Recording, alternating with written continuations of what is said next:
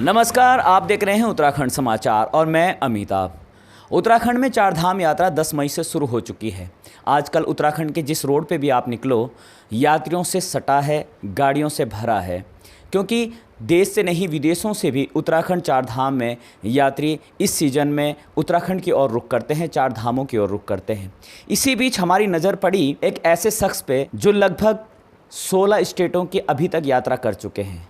हालांकि चार धाम से उनका कोई विशेष उद्देश्य नहीं है कि वो चार धाम जाएं, लेकिन वो जो यात्रा कर रहे हैं उसके पीछे एक विशेष उद्देश्य है उनका। हमारे साथ जो अभी मौजूद हैं वो हैं नागेश्वर जी, जो एक छोटे से वाहन साइकिल के ज़रिए अभी तक 16 स्टेटों की यात्रा कर चुके हैं।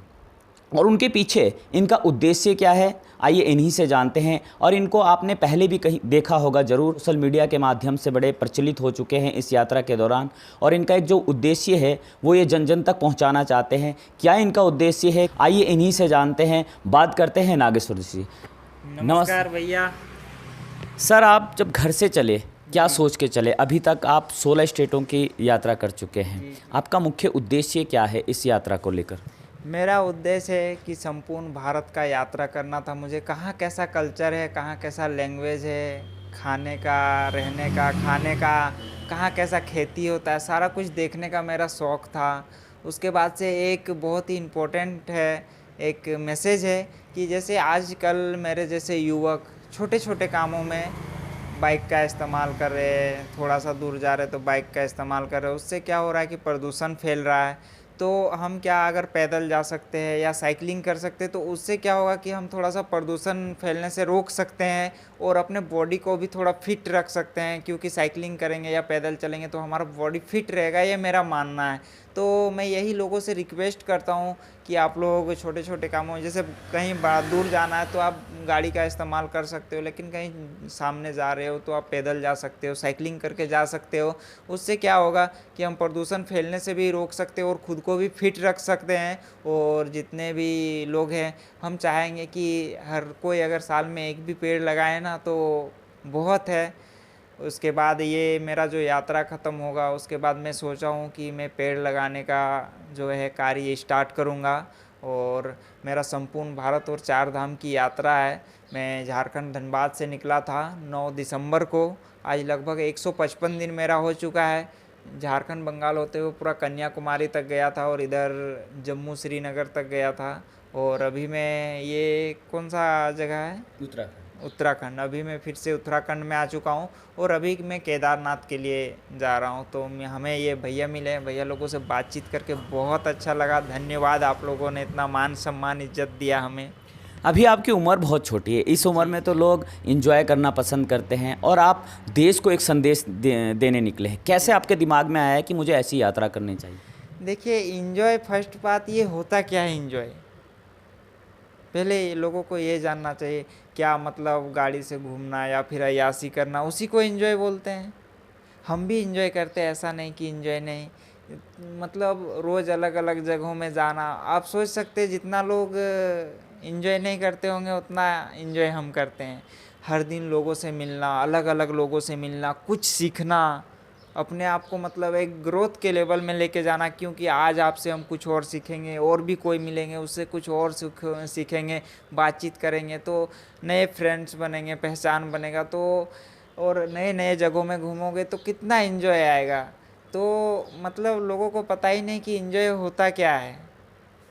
आप पूरे भारत में घूमने की बात कर रहे हो और वाहन हमने देखा, आप साइकिल आपके पास है, तो आपको कोई परेशानी नहीं हुई? आप 16 स्टेटों में घूम के आ गए और मात्र एक साइकिल से, तो आपको परेशानियों का सामना नहीं करना पड़ा? ये परेशानी तो ज़िंदगी में भरा पड़ा है। आप फोकस किस पे करोगे, जिस पे फोकस करोगे आपको वही दिखेगा, ठीक है। तो मैं परेशानियों पे फोकस नहीं करता हूँ। मेरे पास जो कुछ भी होता है, जैसे मैं श्रीनगर से मुझे वापस आना पड़ा, लद्दाख जा रहा था तो लैंडस्लाइडिंग के वजह से वापस आना पड़ा। तो मैं वहाँ भी गलत नहीं सोचा, मैं सोचा जो होता है अच्छे के लिए होता है। भगवान हमारे साथ कुछ गलत नहीं कर सकते, हम उनके बच्चे हैं। तो देखिए, अगर हम उधर चले भी जाते हैं, हो सकता है लैंडस्लाइडिंग के वजह से मुझे कुछ हो जाता है, भगवान ना करे। तो लाइफ में जो होता है ना अच्छे के लिए होता है, ये मेरा मानना है। तो परेशानी तो होता है। इस पूरी यात्रा के दौरान अभी तक आप 16 स्टेटों में जो यात्रा कर चुके हैं, इस यात्रा के दौरान कभी आपको लगा कि नहीं मुझे यात्रा यहीं ख़त्म कर देनी चाहिए, मुझे वापस चले जाना चाहिए? कभी कोई ऐसी घटना आपके सामने आई जिससे आप हताश हो चुके थे कि नहीं अब मुझे यात्रा समाप्त कर देनी चाहिए? हाँ, कभी-कभी लगता है, जैसे पहाड़ों में चलते हैं जहाँ कुछ भी खाने का, पीने का नहीं मिलता है, तो कभी-कभी मन में विचार आता है, लेकिन हम जो ठान लेते हैं वो करते हैं। इस पूरी यात्रा के दौरान अभी तो खैर आपको और यात्रा करनी है, अभी तक जितनी आपने यात्रा की है, इस यात्रा के दौरान कोई ऐसा मोमेंट जो आपको हमेशा याद रहेगा? हमको मतलब हर जगह का मोमेंट याद रहता है, यादगार रहता है। कोई ना कोई भगवान भेज देता है किसी ना किसी को, और कुछ यूनिक हो जाता है, अलग हो जाता है, तो हर जगह का मतलब याद रहता है। देखिए, जनता को संदेश देने का सबसे बड़ा माध्यम सोशल मीडिया है। आप घर बैठे भी ब्लॉग के ज़रिए या सोशल मीडिया के ज़रिए जनता को संदेश दे सकते थे। फिर क्यों इतना कठिन रास्ता आपने चुना कि साइकिल के माध्यम से और आप भारत भ्रमण पे निकलते? जी, आपने बिल्कुल सही बोला कि हम सोशल मीडिया के माध्यम से दे सकते थे, लेकिन कहीं न कहीं मेरा इच्छा था घूमना, लोगों से मिलना। अगर हो सकता है हम घर में बैठे ही रहते हैं और वहाँ से ही करते हैं, तो शायद आज हम आपसे ना मिलते। अभी आपका क्या उद्देश्य है? अगर आप आगे निकलते हो, जैसे अभी कहते हैं, अभी पूरे भ्रमण करते हो, इसके बाद आपका क्या एम रहेगा? इसके बाद सबसे पहले तो मेरा ये साइकिल टूर ख़त्म होगा।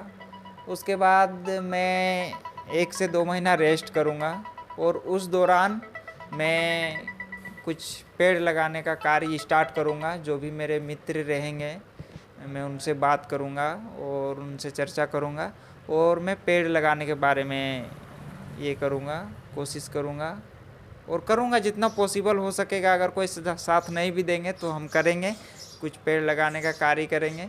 उसके बाद अगर पब्लिक का अच्छा सपोर्ट रहा तो फिर देखेंगे, बाइक से फिर यात्रा करेंगे, अच्छे अच्छे जगहों में लोगों को घुमाएंगे सोशल मीडिया के ज़रिए में।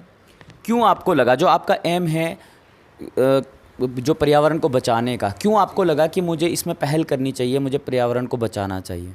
क्योंकि आजकल के बच्चे सारे मतलब देख सकते हैं कि एक अलग दिशा में भाग रहे हैं, पढ़ रहे हैं, लिख रहे हैं। देखिए, पढ़ना लिखना कोई बुरी बात नहीं, बहुत अच्छी बात है। हाँ, हालांकि हम ज़्यादा नहीं पढ़ पाए हैं, लेकिन पढ़ना अच्छी बात है। लेकिन हमको एक चीज़ बुरा लगता है कि लोग बोलते, किसी से भी पूछते तो नहीं जॉब करेंगे, ये करेंगे, वो करेंगे। क्या पढ़ने का मकसद क्या जॉब ही हो सकता है और कुछ नहीं हो सकता है? क्या लोग सिर्फ जॉब से ही आगे बढ़ सकते हैं? और लोग बोलते सरकार जॉब नहीं देता। तो इंडिया में लगभग 140 करोड़ आबादी है जहाँ तक मुझे पता है। तो इसमें से यूथ कितना होगा? तो कोई भी सरकार आ जाए तो क्या सबको सरकारी जॉब मिल सकती है?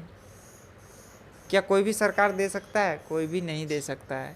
तो इसलिए हम चाहते हैं कि आप खुद से कुछ करो, बिजनेस करो, या फिर कुछ ऐसा कार्य करो कि आपका भी नाम हो, और आप अपने साथ साथ अपने जो स्टेट है, जिला है, या फिर अपने इंडिया का नाम रोशन करोगे तो बहुत अच्छा लगेगा। अभी तक की जो आपकी यात्रा हुई, इससे आपको क्या अनुभव मिले जो आपके जीवन में काम आने वाले? अनुभव मुझे बहुत, देखो मैं पढ़ नहीं पाया ज़्यादा, लेकिन इससे मुझे बहुत नॉलेज मिली, सीख मिली, लोगों से बात करने का तरीका, कहाँ कैसे रुका जाए या कुछ भी, बहुत नॉलेज मिली हमें। चलिए, जिस वाहन से ये यात्रा पे निकले हैं, इनके वाहन की आपको रूबरू करवाते हैं।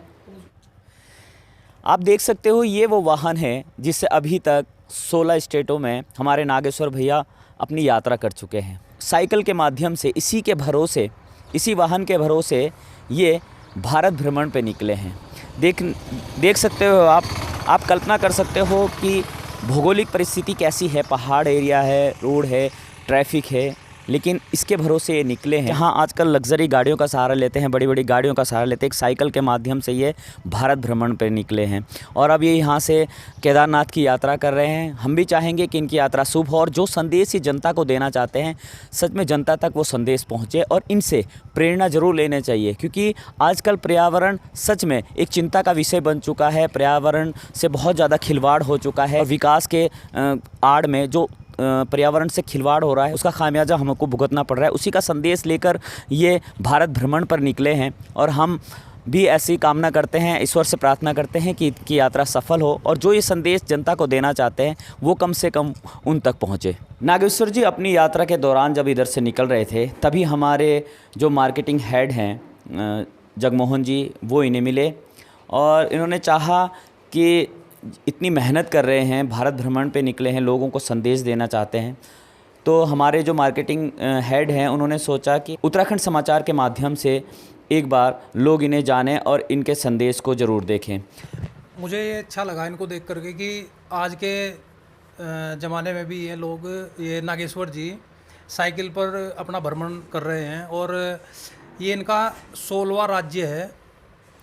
ये झारखंड से चले थे, 155वां दिन बताया इन्होंने कि हमारा 155वां दिन है आज। तो एक केदारनाथ की यात्रा के लिए निकले हैं, तो मुझे रास्ते में मिले, इन्हें देख के बहुत अच्छा लगा कि इनका एक मैसेज है जनता के लिए, नवयुवकों के लिए कि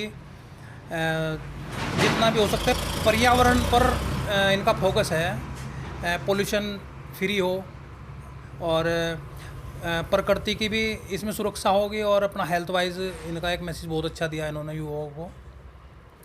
और बस यही है कि मुझे लगा कि इनका ये मैसेज उत्तराखंड समाचार के माध्यम से जनता को पहुंचाने का काम हमारी टीम करेगी।